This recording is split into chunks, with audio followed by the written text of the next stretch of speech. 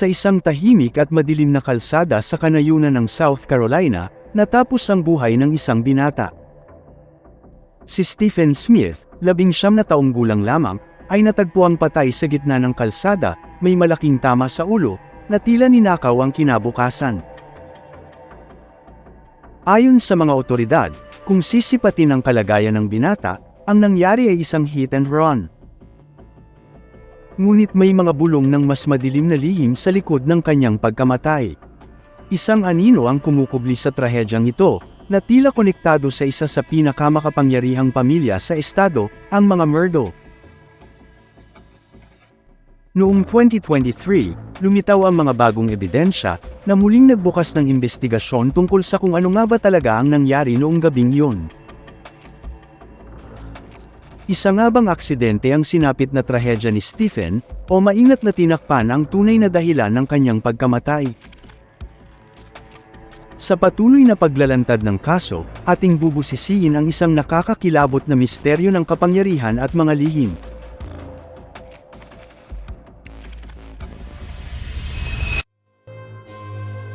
Welcome para sa isa na namang kwentong kakaiba. Kung ikaw ay mahilig sa istorya ng krimen, mga kakaibang kaganapan, at mga kwentong hubuli sa iyong atensyon at imahinasyon, ang channel na ito ay para sa iyo. Para maging updated sa mga bagong istorya, please subscribe. Also, para mas lumawak pa ang maabot ng video na ito, please like, share, and comment. Isang mainit na araw ng tag-init noong 2015, huling nasilayan at nakasama ni Sandy Smith ang kanyang anak na si Stephen.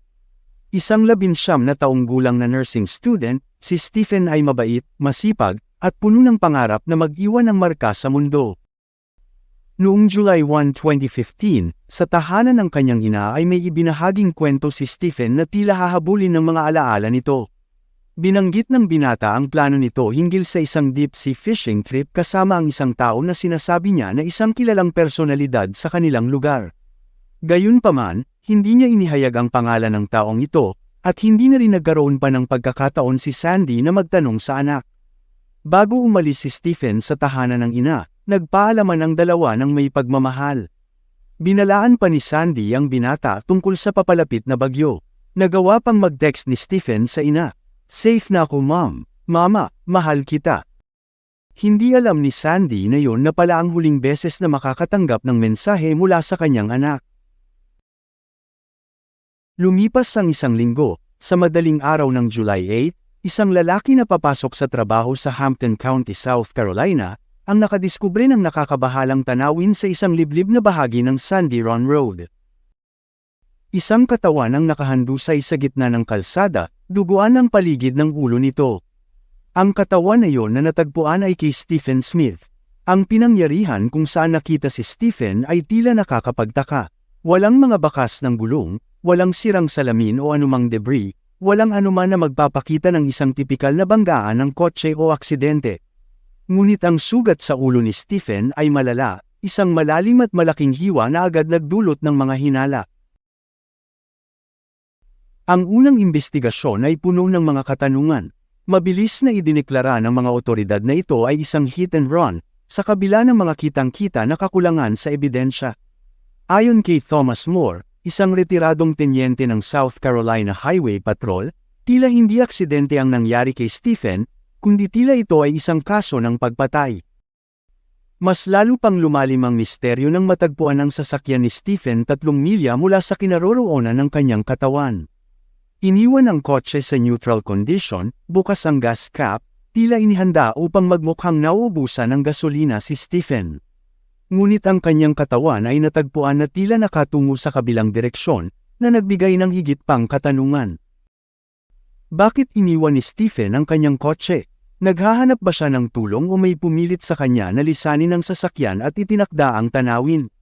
Mas mukhang hindi ito isang aksidente, may malalim at nakakabahalang hiwaga sa buong sitwasyon.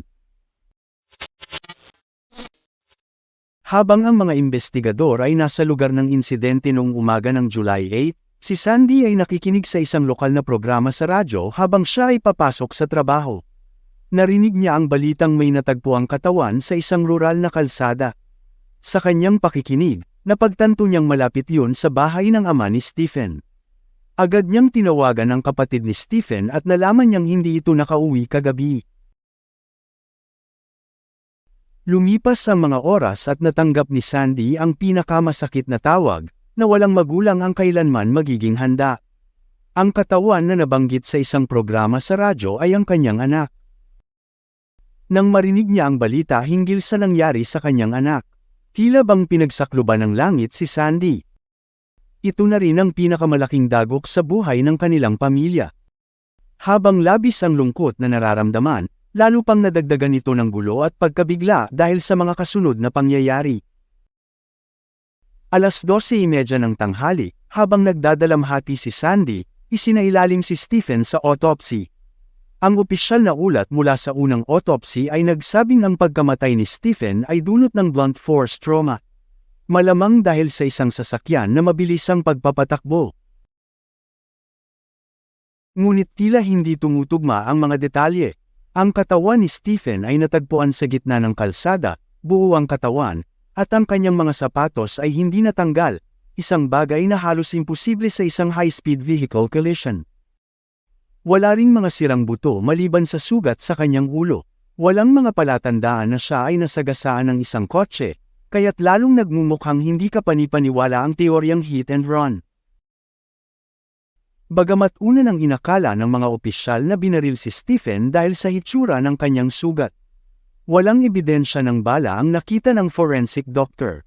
Sa halip, na-conclude ng mga doktor na si Stephen ay nasagasaan ng sasakyan habang naglalakad ito sa kalsada. Ngunit kilalang-kilala ni Sandy ang kanyang anak. Si Stephen ay maingat, metikuloso, at hindi kailanman maglalakad sa gitna ng kalsada ng ganoong oras ng gabi. Ang ideya na basta na lang siya ay naglakad sa gitna ng kalsada at nasagasaan ay hindi katanggap-tanggap para sa kanya. May mali, at determinado siyang malaman kung ano talaga ang nangyari sa kanyang anak. Para sa pamilya ni Stephen, tila may hindi tama sa opisyal na kwento. Sa isang bayan kung saan ang ilang pangalan ay may bigat at halaga, ang investigasyon sa pagkamatay ni Stephen ay parang minadali. May mahalagang ebidensya na tila binaliwala. Ang mga investigador na dumating sa pinangyarihan ay napansin na ang mga sugat ni Stephen, partikular ang matinding pinsala sa ulo, ay hindi tugma sa isang karaniwang hit and run. Para bang tinamaan siya ng isang bagay na hindi kotse, marahil isang blunt object gaya ng baseball bat. Ilang araw na nakatenga ang kaso ni Stephen, walang malinaw na lead o suspect. Pero sa likod ng mga pangyayari, nagsimulang kumalat ang mga tsismis. Sa kalagitnaan ng Hulyo, isang linggo matapos ang pagkamatay ni Stephen, isang pangalan ang nagsimulang umingay sa Hampton County, ang Murdo. Ang pamilya Murdo ay simbolo ng kapangyarihan sa rehiyon, isang dinastiya ng mga abogado na may impluwensyang umaabot sa buong Hampton County. Sa loob ng halos isang siglo, sila ang namuno sa legal na sistema sa Low Country. At ang kanilang impluwensya ay malalim. Nagsimulang kumalat ang mga bulong-bulungan na si Buster Murdo, ang pinakamatandang anak ng patriarch ng pamilya na si Alex Murdo, ay maaaring may kinalaman sa pagkamatay ni Stephen. Umiikot ang mga usap-usapan tungkol sa isang lihim na relasyon umano sa pagitan nina Stephen at Buster, mga tsismis na nagdulot ng tanong pero hindi na imbestigahan ng maayos. Ayon kay Michael DeWitt, managing editor ng Hampton County Guardian, totoo na kilala ng lahat ang pamilya Murdo. Si Alex Murdo ay isang kilalang abogado, at 3 henerasyon ng mga Murdo ang naging prosecutor sa rehiyon sa loob ng halos isang siglo. Natural lamang na sa Hampton, lahat ng usapin ay nauuwi sa pangalan ng mga Murdo. Sa tuwing may nangyayari, ang pangalan ng Murdo ay laging nababanggit. Noong July 17, 2015, isang naka-record na panayam ang nagpapakita na ang highway patrol ay naabisuhan ng isang tsismis tungkol kay Buster Murdo. Ang kwentong narinig ng mga opisyal sa mga sumunod na panayam ay si Buster umano ay nasa isang sasakyan kasama ang ilang mga kaibigan nang makita nila si Stephen sa kalsada, at pinalo umano ito ng isang matigas na bagay bilang isang malupit na biro. Tinamaan si Stephen at nauwi ito sa isang trahedya. Iba't ibang bersyon ng tsismis ang lumabas sa komunidad. Karamihan ay nagtuturo kay Buster Murdo. Ngunit walang pampublikong ebidensya na nagpapatunay na si Buster o sinuman sa pamilya Murdo ay may kinalaman sa pagkamatay ni Stephen, at mismong si Buster ay itinanggi ang mga akusasyon. Ayon sa case file, tinawagan ng mga investigador si Buster noong 2015, pero walang record na nagsasabing may nakipag-usap sa kanya. Walang konkretong ebidensya na nag-uugnay sa mga Murdo sa pagkamatay ni Stephen. Sa kabila ng mga paulit-ulit na pagbanggit sa pangalan ng mga Murdo, tila naipit ang kaso. Ngunit ang pamilya ni Stephen, lalo na ang kanyang ina na si Sandy, ay hindi nawala ng pag-asa sa hustisya. Alam niyang hindi aksidente ang pagkamatay ng kanyang anak, at determinado siyang patunayan ito. Subalit sa isang bayan na pinaghaharian ng mga Murdo, mahirap makahanap ng mga taong makikinig. Lumipas ang mga buwan nang walang malinaw na sagot, at tila napako na ang investigasyon. Ngunit noong December 18 ng parehong taon, isang bagong lead ang lumitaw. Lumapit ang isang lokal na residente na si Darrell Williams sa South Carolina Highway Patrol na may dala-dalang nakakabahalang impormasyon. Ayon sa kanya, ang kanyang stepson na si Patrick Wilson ay pumunta sa kanyang bahay at ikinwento ang isang insidente na kinasasangkutan ng kanyang kaibigan na si Sean Connolly. Ayon sa salaysay, si Sean ay nagmamaneho ng lasing at aksidenteng nabangga si Stephen sa gabi ng kanyang pagkamatay. Inakala umano ni Sean na isang hayop ang kanyang nabangga, at bumalik lamang ito sa lugar kinabukasan nang makita niya ang mga pulis sa pinangyarihan. Bagaman ang case file ay nagpapakita ng mga pagtatangka upang hanapin sina Patrick at Sean, walang record ng mga opisyal na nakipag-usap sa kanila. Walang pormal na mga panayam ang ginawa, at muling naging malamig at nakatenga ang kaso ni Stephen. Kahit ang opinyon ng medical examiner ay nabangga si Stephen ng isang sasakyan, naniniwala pa rin si dating Highway Patrol Lieutenant Thomas Moore na hindi ito aksidente gaya ng hit and run, kundi isang malagim na pagpatay. Naniniwala siyang naging malamig ang kaso dahil ang Highway Patrol ay walang sapat na kagamitan upang humawak ng ganitong uri ng investigasyon, lalo pat hindi sila mga homicide investigators. Sa kabila ng lahat, hindi timihil si Sandy sa paghahanap ng hustisya. Lubos siyang naniniwala na ang kanyang anak ay pinatay. Noong September 28, 2016, dahil sa kawalan ng progreso, sumulat siya ng isang liham sa FBI at humihingi ng tulong. Tumugon ng FBI at pumunta ang mga ito sa bahay ni Sandy, kung saan nabuksan nila ang telepono ni Stephen. Subalit kahit na nabuksan ang telepono ng federal agents, walang bagong impormasyon ang isinulong. Hindi ito pinagtuunan ng pansin ng mga lokal at estado na ahensya, at sa kabila ng kanyang pagsisikap, na natiling nakatenga ang kaso, tila walang natatanaw na katarungan. June 7, 2021, isang pagsubok ang tila magpapabagsak sa mundo ng pamilya Murdo. Si Maggie, asawa ni Alex Murdo, at ang kanilang bunsong anak na si Paul ay natagpuang patay sa kanilang family estate sa Messel. Isa itong trahedya na muling bumulat sa Hampton County, ngunit sa pagkakataong ito, walang duda na ito ay isang kaso ng malupit na pagpatay. Mabilis itong inimbestigahan ng South Carolina Law Enforcement Division o SLED. Sa kanilang pagsisiyasat sa mga Murdo, nadiskubre ang isang komplikadong lambat ng katiwalian, krimen, at panlilinlang na umabot sa kalaliman ng legal na sistema ng South Carolina.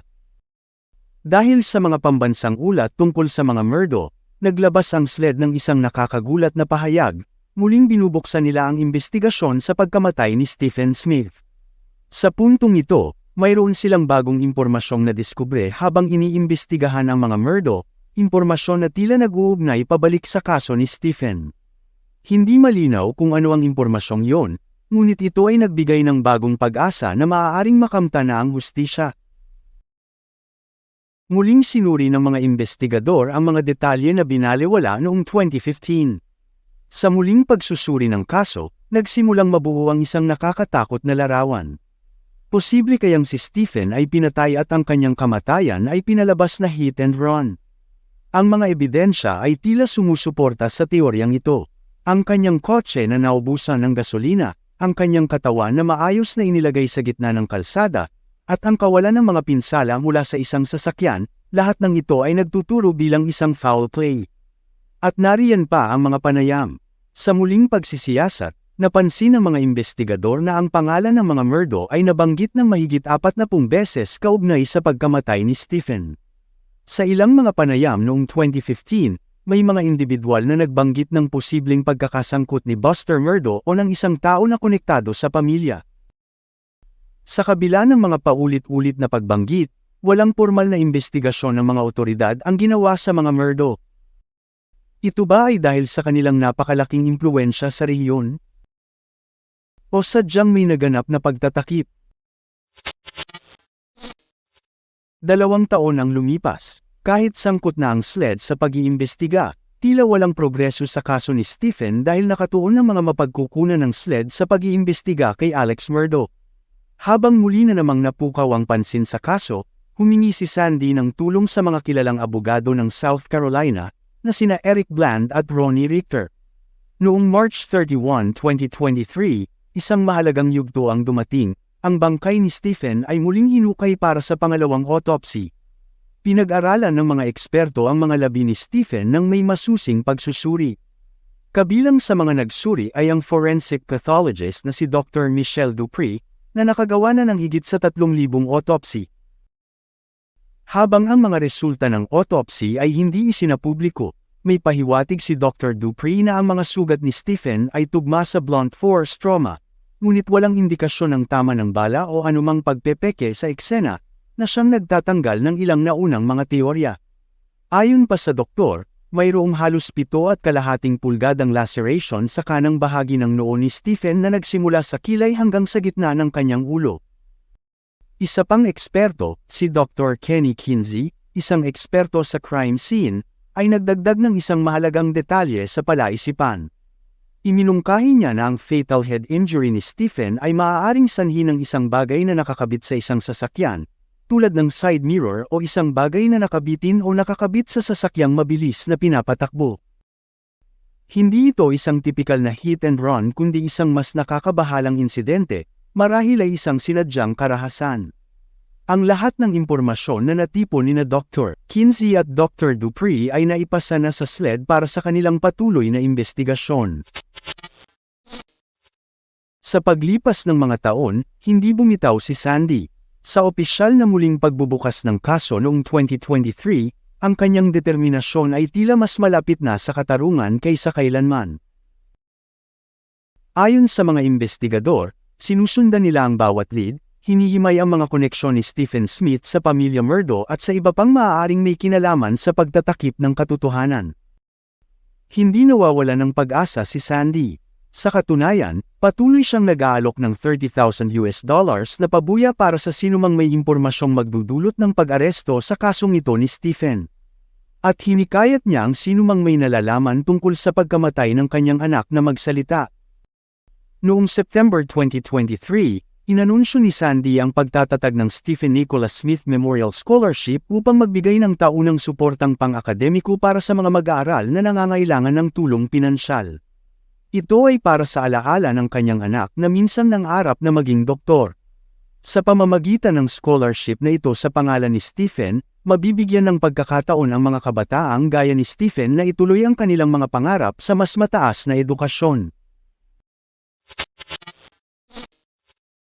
Ang kwento ni Stephen Smith ay puno ng pighati, misteryo, at pagkadismaya. Bagamat bukas pa rin ang kaso, naniniwala ang marami na ang buong katotohanan ay hindi pa nalalantad. Sa kabila ng nakakakilabot na pagkamatay ng binata, hindi titigil si Sandy Smith hanggat hindi nabibigyan ng hustisya ang kanyang anak. Ngunit may isang bagay na sigurado, ang kwento ni Stephen Smith ay hindi lang kwento ng isang trahedya. Isa itong paglalantad sa isang sistemang pumayag na ang ganitong uri ng kamatayan ay manatiling hindi napapansin, hindi nalulutas, at hindi kinukwestiyon sa loob ng maraming taon. Isa itong kwento ng isang komunidad kung saan tila ang kapangyarihan at impluwensya ay nang ibabaw sa katarungan, at kung saan ang walang humpay na pagnanais ng isang ina para sa katotohanan ay maaaring maging susi sa pagkalagot ng misteryo na matagal nang kumukubli sa Hampton County. Sa huli, hinihintay ng pamilya Smith ang araw na ang kwento ni Stephen ay hindi na magiging isang misteryo, kundi isang kwento ng hustisya na sa wakas ay natamo.